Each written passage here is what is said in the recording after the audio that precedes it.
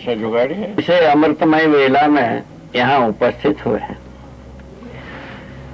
आप हमारा मिलन सदा सदा के लिए उपकारी हो, सुखद हो, सुंदर हो, सौभाग्यशाली हो, सदा सदा शुभ हो, ये मेरा शुभकामना है। इसके तहत में हम अभी जो कुछ भी कहने जा रहा हूं, इसी अर्थ को समर्थन के लिए ये प्रस्तुति होगी। अभी जो शुभकामना किया है, इसके समर्थन में ही ये सारे बात होगी।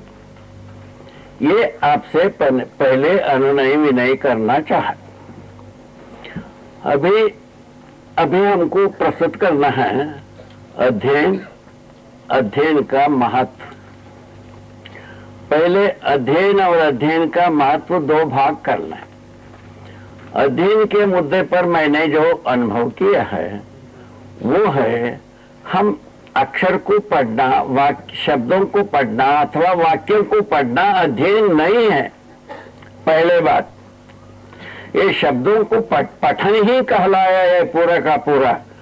उसका कारण क्या हुआ, हम लोग ऐसे परिवार में शरीर यात्रा को शुरू किए जहां लाखों ऋचाओं को मुखस्त करके हम वापस बोल के दिखाए हैं, लाखों ऋचाओं को।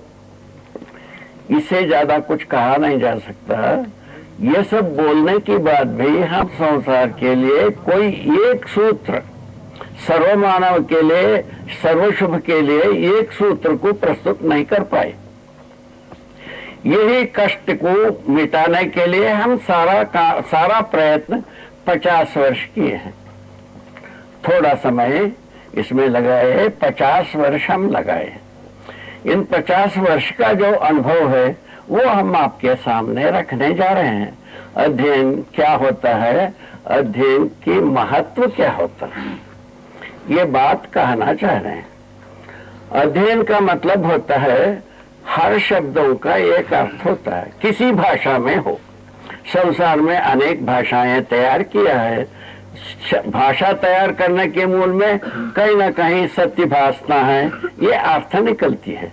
भाषा के मूल में यदि अर्थ निकालने जाएंगे किसी भाषा में, संसार में कितने प्रकार की भाषा पैदा हुआ है, सबके मूल में भाषा शब्द से यदि अर्थ निकालेंगे तो यही निकलता है, सत्य भाषना चाहिए, सच्चाई दूसरों तक पहुंचना चाहिए, दूसरों के अंतःकरण में सच्चाई प्रवेश होना चाहिए। ये बात भाषा के अर्थ में हमको इंगित आता है। ये अपेक्षा सब में है।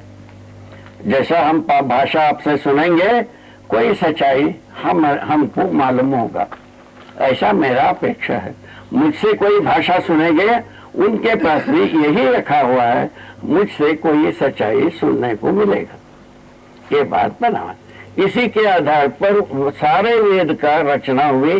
तीनों वेद सच्चाई को बताने के लिए प्रतिज्ञा किया।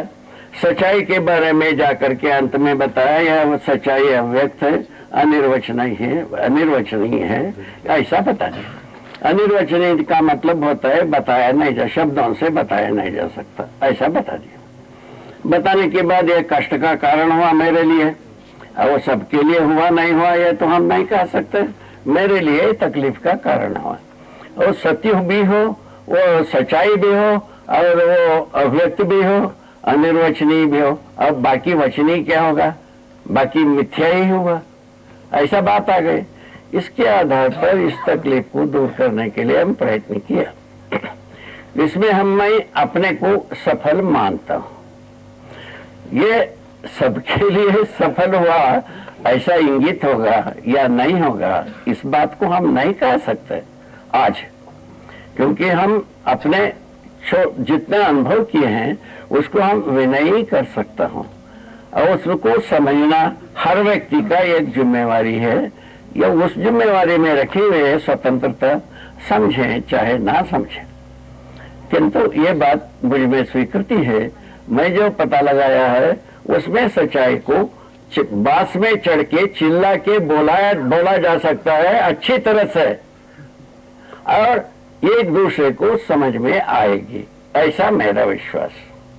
यहां से मैं शुरू किया उसके आधार पर अध्ययन के मुद्दे में आपको इंगित करना चाहा, हर शब्द का कोई अर्थ होता है, वो शब्द नहीं है, अर्थ मनुष्य को समझ में आता है, दूसरे किसी को समझ में आएगा नहीं। पत्थर को हम बोलेंगे, अर्थ को समझेगा नहीं। शब्द का प्रभाव पत्थर पर भी होता है, वनस्पतियों पर भी होता है, जानवरों पर भी होता है, मनुष्य पर भी होता है। मनुष्य पर होने के बाद उसका अर्थ मनुष्य को खोजने की इच्छा है, उस शब्द का अर्थ को खोजने की इच्छा बनी हुई है, वो इस आधार पर बना है। हर मनुष्य में कल्पनाशीलता, कर्म स्वतंत्रता प्रभावशील है। आज पैदा हुआ एक बच्चे में भी यह प्रभावशील है, कल मरने वाले बुढ़े में भी ये प्रभावशील है, कल्पनाशीलता, कर्म स्वतंत्रता। इसी के आधार पर हर मनुष्य का शब्द को, ये उसके अर्थ में पहुंचने की इच्छा हर व्यक्ति में बनी हुई। ये हमारा कुल मिलाकर के एक दूसरे को अध्ययन को इंगित कराने का स्रोत हमने पता लगाया। सर्वप्रथम अध्ययन का स्रोत बना है कि नहीं बना है उसके बारे में सोचना हमारा दायित्व था। उसमें हम ये पता लगाया हर व्यक्ति में ये पूंजी रखी हुई है। क्या पूंजी? कुछ भी सुनेगा उसका मतलब क्या है, ईश्वर जाने के अधिकार सब में रखा है।